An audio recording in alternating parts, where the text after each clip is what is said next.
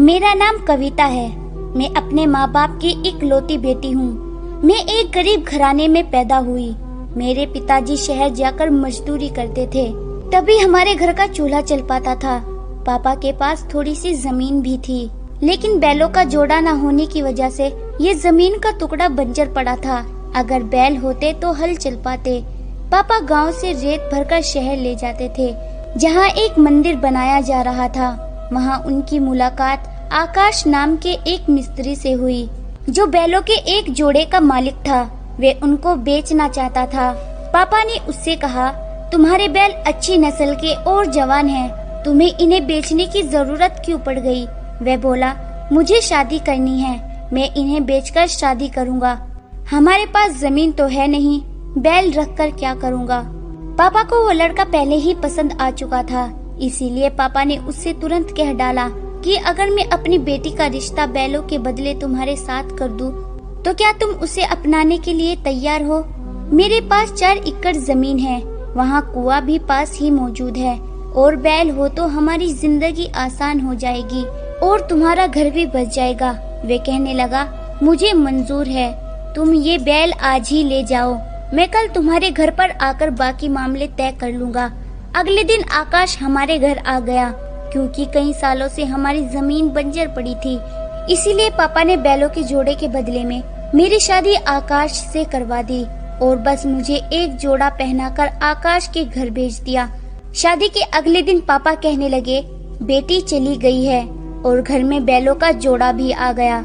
सौदा बिल्कुल भी बुरा नहीं है, लेकिन जब उन बैलों के गले में घंटी बजती तो मेरी माँ को उन घंटियों की टन टन की आवाज मेरी याद दिलाती थी। यहाँ तक कि कभी कभी तो उसकी आंखों में आंसू भी टपक पड़ते थे। मगर पापा इस सौदे से बहुत खुश थे। फिर एक दिन वो माँ से बोले, 2 सालों से कुएं से एक डोल भी पानी बाहर नहीं निकाला गया, इसीलिए कुआं वीरान पड़ा है। अब बैल हाथ आए हैं तो अब कुएं में पानी खत्म हो गया, लेकिन खैर बैल आ गए हैं तो सब सही हो जाएगा। बस अब इन्हें सर्दी से बचाना, वरना हम फिर से खाली हाथ न रह जाए। खैर दिन गुजरने लगे। मैं ससुराल में बहुत खुश थी और मैं खुश किस्मत हूँ कि मुझे आकाश जैसा कमाऊ और संस्कारी पति मिला। वे मेरे दुख सुख का साथी था। मैं उसे पाकर बहुत खुश थी, वह भी मुझे पाकर बहुत खुश था। एक दिन कहने लगा, तेरे जैसी पत्नी 2 बैलों के बदले में मिल गई। मैंने बड़े फायदे का सौदा किया है। भला बैलों में क्या रखा है? तू हंसती है, मुस्कुराती है, मेरा ख्याल रखती है। तू मेरे लिए किसी दौलत से कम नहीं है। ऊपर वाला हमारी जोड़ी हमेशा बनाए रखे, बस उम्र भर हम साथ रहे। उसे मुझसे बहुत लगाव था और वे मेरी बहुत कद्र करता था। अपने गांव में उसने मेरे लिए पक्का और खूबसूरत घर बनवाया। उस घर में मेरे अलावा मेरे सास ससुर और मेरे 2 देवर और एक जेठ जी रहते थे। वे भी कमाऊ थे, मतलब ये कि बहुत ही खुशहाल घराना था और शहर भी उनके गांव से नजदीक ही था। ये गांव इतना बड़ा नहीं था। मुझे यहाँ आकर जिंदगी का सुख और हर खुशी मिल गई। पति अच्छा हो, प्यार करने वाला हो तो औरत को और क्या चाहिए। ऊपर वाले ने हमें 3 बच्चे दिए। हम बहुत खुश थे कि अचानक मेरी जिंदगी में भूचाल आ गया। वक्त ने करवट ली, हमारे हालात बदल गए।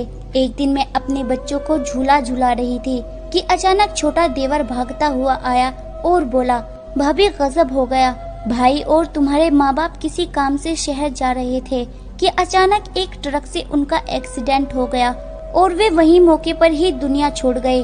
अस्पताल ले जाने की भी नौबत नहीं आई। भगवान जाने कि कैसे ट्रक के ब्रेक फेल हुए और उन तीनों की उस ट्रक से भयंकर टक्कर की वजह से रोड क्रॉस करते हुए मौके पर ही मौत हो गई। मेरी तो जैसे दुनिया ही उजड़ गई थी। कुछ दिन ऐसे ही गमगीन रही। फिर एक दिन मेरे सामने एक हकीकत सामने आई तो दिल थाम के रह गई। वैसे तो मेरा छोटा देवर मुझसे उम्र में 2 साल छोटा था, लेकिन मेरी खूबसूरती उसके दिल में घर कर गई थी। मैं रो रो कर उम्मीद भरी नजरों से कभी सास ससुर और कभी जेठ जी को देखती। जेठ की पत्नी भी इस दुनिया से जा चुकी थी। मेरे जेठ ने कहा, माँ कविता को कहीं धक्के खाने की जरूरत नहीं है, इसको इस घर से प्यार है और इसके 3 मासूम बच्चे भी है। पूछ लो, अगर राजी हो तो मैं इससे शादी कर लूँगा, ताकि ये बेचारी दरबदर ना भटके और ना ही अपने बच्चों से अलग हो। जब ये बात मेरे सामने आई तो सुनकर मेरे दिल को सुकून मिल गया और बच्चों से दूर होने का डर भी खत्म हो गया। घर और बच्चों की खातिर मैंने अपने जेठ से शादी करने की हामी भर ली, मगर मेरे देवर को ये बात बिल्कुल भी पसंद न आई। उसकी गंदी सोच थी। वो मुझसे अपने जिस्म की हवस पूरी करना चाहता था। उसने कई बार मुझे अकेला पाकर टॉर्चर भी किया, लेकिन जब मैं ना मानी तो उसने मुझे बर्बाद करने का प्लान बना लिया। अपने बड़े भाई यानी मेरे पहले पति के सामने उसकी बोलने की हिम्मत बिल्कुल नहीं थी, इसलिए उसने मुझे उनके रहते हुए कभी कुछ नहीं कहा। लेकिन अब उसका दरिंदापन धीरे धीरे बाहर आ रहा था। मैं भी क्या कर सकती हूँ, एक औरत हूँ ना।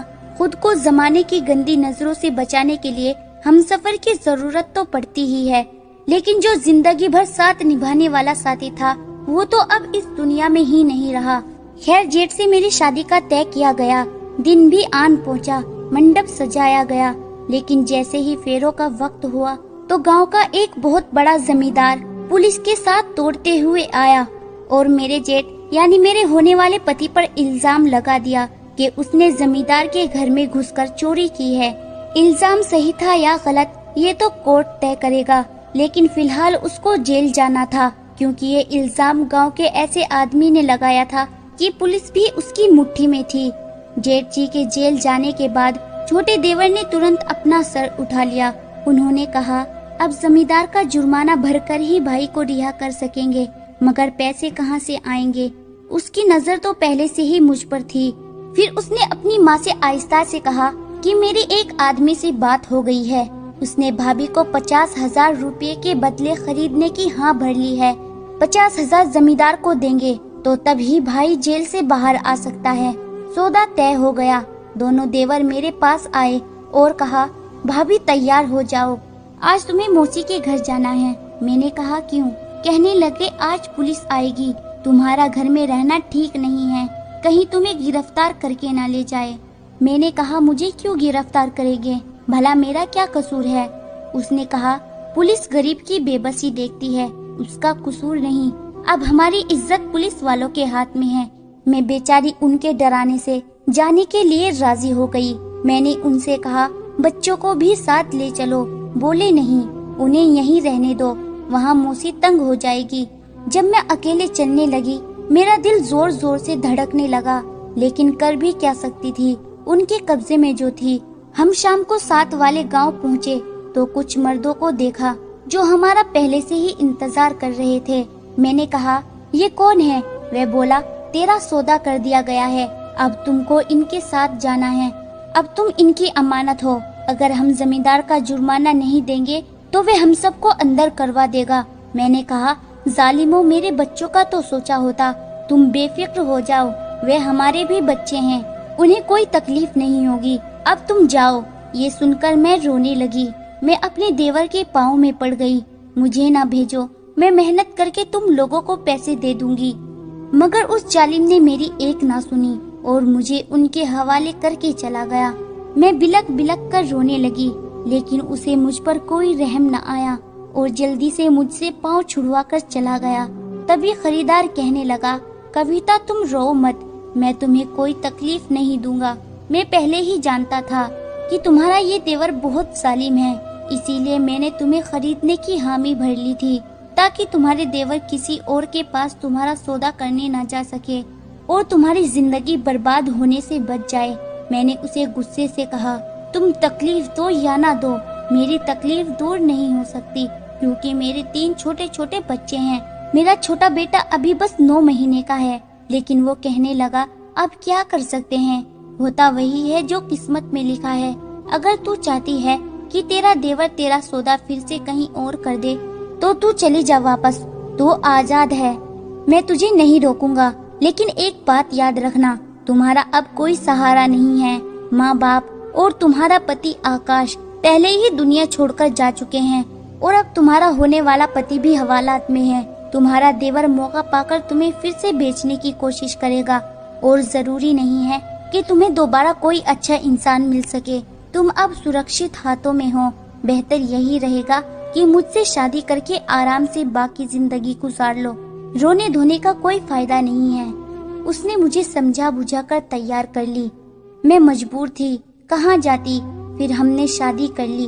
कुछ दिनों के बाद खबर मिली कि मेरे पहले जेठ को जमींदार के घर में चोरी करने के जुर्म में सजा हो गई। भगवान जाने उन पर लगाया गया वे चोरी का इल्जाम सच था या झूठ, या फिर मेरे जेठ को अपने रास्ते से हटाने के लिए इसमें भी मेरे देवर की ही साजिश थी। क्योंकि मैं अपनी जेठ को बहुत अच्छी तरह जानती थी, उनकी आदत बहुत अच्छी थी, वे चोरी नहीं कर सकते थे। लेकिन गवाहों और झूठे सबूतों के आगे किसी की नहीं चलती है।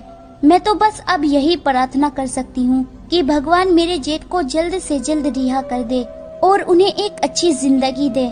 मैं खुश तो नहीं हूँ, लेकिन फिर भी ऊपर वाले का शुक्र अदा करती हूँ कि उसने मेरी जिंदगी बर्बाद होने से बचा ली। मेरा खरीदार ही अब मेरा आखिरी सहारा है।